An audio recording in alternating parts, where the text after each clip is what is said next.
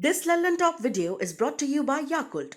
Yakult पाचन में सुधार और प्रतिरक्षा बढ़ाने में मदद करता है। प्रतिदिन याकुल्ट का सेवन करें। नमस्कार, मेरा नाम है दिव्यांशी और आप देख रहे हैं दी लंदन टॉप।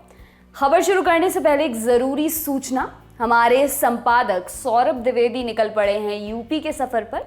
उनको देखने सुनने के लिए पहुंचे हमारे नए चैनल लंदन टॉप यूपी पर, जहां ना सिर्फ चुनावी माहौल का पता चलेगा बल्कि देखने को मिलेंगे एकदम London top vlogs, live sessions और भी बहुत कुछ। तो तुरंत कर लीजिए सब्सक्राइब और पूछिए क्या हाल है यूपी। लिंक मिल जाएगी डिस्क्रिप्शन बॉक्स में। अब बढ़ते हैं खबर की तरफ। मैंने उत्तर प्रदेश के जमींदारों की एक कहानी सुनाई थी। उनके पास बड़ी बड़ी हवेलियां और जमीनें थीं। लैंड सीलिंग एक्ट के बाद जमीनें सिकुड़ गईं। उनके पास भी हवेलियों के रखरखाव की ताकत नहीं बची, लेकिन रोज सुबह उठकर वो जमीनों को देखकर कहते थे ये सब हमारा है। कांग्रेस का हाल भी कुछ ऐसा ही है। उन्हें वास्तविकता को स्वीकार करना होगा। कांग्रेस को चुभने वाली बात कही है शरद पवार ने। शरद पवार, जो कि महाराष्ट्र की महाअघाड़ी सरकार में कांग्रेस की सहयोगी नेशनलिस्ट कांग्रेस पार्टी यानी एनसीपी के चीफ हैं। शरद पवार ने मुंबई तक चैनल को दिए इंटरव्यू में ये कांग्रेस को लेकर कई तीखी बातें कहीं।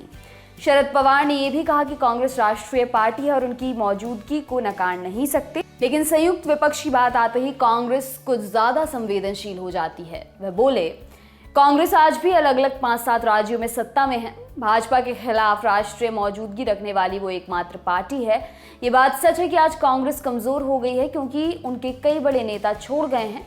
हम लोग पुरानी कांग्रेस देखने के आदी हैं। अगर आज वो सबको साथ लाकर एक विकल्प बनाना चाहते हैं तो सवाल ये कि विकल्प होगा क्या। मैं सत्ता हासिल कर लेने को विकल्प नहीं मानता, बल्कि स्थिरता और सहमत विकास कार्यक्रम को आगे ले जाने को विकल्प मानूंगा, जो कि कांग्रेस आज कर नहीं पा रही है। शरद पवार ने जमींदारों वाली कहानी सुनाकर कांग्रेस पर जो तंज कसा, उसे लेकर खूब रिएक्शंस आ रहे हैं।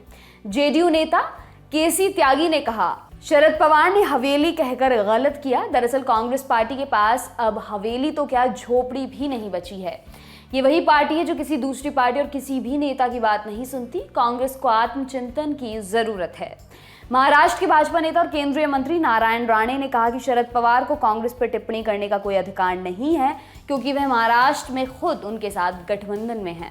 वहीं भाजपा नेता मुख्तार अब्बास नकवी ने कहा, बिना जनता के जमींदार और बिना जमीन के जागीरदार, यही कांग्रेस घराने की पॉलिटिक्स हो चुकी है। अब यह पॉलिटिक्स पूरी तरह से धूल धूसरित हो चुकी है।